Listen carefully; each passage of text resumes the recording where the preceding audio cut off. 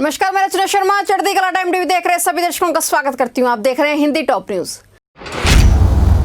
चुनाव तारीखों का ऐलान हो चुका है। मुख्य चुनाव आयुक्त सुनील अरोड़ा ने प्रेस कॉन्फ्रेंस में कहा है कि बिहार में कुल 243 सीटों पर चुनाव होगा। राज्य में 29 नवंबर तक विधानसभा का कार्यकाल है। इस बार पोलिंग स्टेशन की संख्या और मैन पावर को बढ़ाया गया है। बिहार में 2020 के चुनाव में 7 करोड़ से अधिक वोटर मतदान करेंगे। इस बार एक बूथ पर सिर्फ 1000 ही मतदाता होंगे। पहले चरण का मतदान 28 अक्टूबर, दूसरे चरण का मतदान 3 नवंबर, तीसरे चरण का मतदान 7 नवंबर को होगा और चुनाव के नतीजे 10 नवंबर को आएंगे।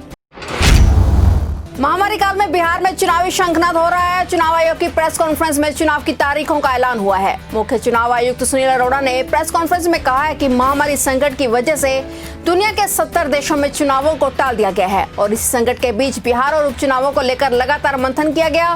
बिहार चुनाव देश के सबसे बड़े राज्यों में है और ये चुनाव वायरस काल का सबसे बड़ा चुनाव है। पंजाब में 3 दिवसीय रेल रोको अभियान की गुरुवार से शुरुआत हो गई है। किसान रेलवे ट्रैक पर डटे हुए हैं और बिल को वापस लेने की मांग कर रहे हैं। वहीं पंजाब के मुख्यमंत्री कैप्टन अमरिंदर सिंह ने कहा है कि किसान हमारे समाज की रीढ़ हैं और हाल ही में केंद्र सरकार द्वारा पारित किसान बिल गलत दिशा में एक कदम है। पंजाब के मुख्यमंत्री ने कहा है कि यह समय सच्चाई के साथ खड़े होने का है। भारतीय जनसंघ के जनक रहे पंडित दीनदयाल उपाध्याय की जयंती के मौके पर आज प्रधानमंत्री नरेंद्र मोदी ने भारतीय जनता पार्टी के कार्यकर्ताओं को संबोधित किया। पीएम मोदी ने कहा कि कृषि बिल से छोटे किसानों को सबसे अधिक फायदा होगा। पीएम ने कहा कि अब किसान की मर्जी है कि वो कहीं पर भी फसल बेचे, जहां पर किसान को अधिक दाम मिलेगा तो वहीं वह फसल बेच सकेगा। बीजेपी के कार्यकर्ताओं को आसान भाषा में किसानों को समझाना होगा। पीएम मोदी ने कहा कि जिन्होंने किसानों से झूठ बोला अब वो किसान के कंधे पर बंदूक रखकर चला रहे हैं। ये लोग झूठ फैलाकर किसान को बरगला रहे हैं। राजस्थान के डूंगरपुर में नेशनल हाईवे 8 पर जमकर हंगामा, आगजनी और पथराव हुआ है। यहां हाईवे ब्लॉक करने को लेकर मामला गर्मा गया और हालात बेकाबू हो गए। छात्रों ने पुलिस पर पथराव किया। पुलिस की गाड़ियों को आग के हवाले कर दिया गया। कई किलोमीटर तक हाईवे पर कब्जा जमा रहा। हाईवे पर हंगामा, आगजनी और पथराव के हमले में कई पुलिसकर्मी घायल हुए हैं। सुशांत सिंह राजपूत की मौत के मामले में आज उनके पिता के वकील विकास सिंह ने बड़ा दावा किया है। विकास सिंह का दावा है कि सुशांत ने आत्महत्या नहीं की है बल्कि उनका गला घोंटकर हत्या की गई है। विकास सिंह के नाम से बने ट्विटर अकाउंट पर भी इस बात का जिक्र किया गया है। इसमें लिखा गया कि सीबीआई की टीम इस मामले को आत्महत्या के लिए उकसाने से मर्डर में तब्दील करने में काफी देर कर रही है। इससे अब तनाव बढ़ रहा है। विकास सिंह ने एम्स की टीम पर भी सवाल उठाए हैं।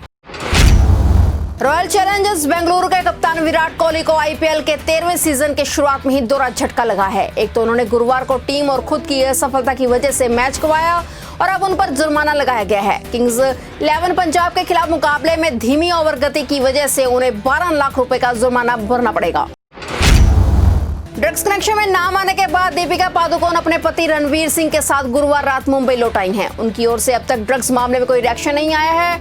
इस बीच चर्चा थी कि रणवीर सिंह ने एनसीबी से रिक्वेस्ट की थी कि उन्हें भी दीपिका के साथ पूछताछ में शामिल होने की अनुमति दी जाए, लेकिन अब इन खबरों का खंडन करते हुए एनसीबी के सूत्रों ने बताया कि उनके पास ऐसी कोई रिक्वेस्ट नहीं आई है। एनसीबी के सूत्रों ने बताया कि सम्मन सिर्फ दीपिका पादुकोण को भेजा गया है।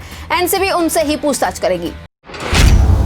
बिहार की राजधानी पटना में भारतीय जनता पार्टी और जन अधिकार पार्टी के कार्यकर्ताओं में झड़प हुई है। दरअसल कृषि बिल के विरोध में जेईपी के कार्यकर्ता बीजेपी दफ्तर के बाहर प्रदर्शन कर रहे थे और नारेबाजी कर रहे थे। इसी दौरान उनकी बहस बीजेपी कार्यकर्ताओं से हो गई। इसके बाद दोनों दलों के समर्थक आमने सामने आ गए।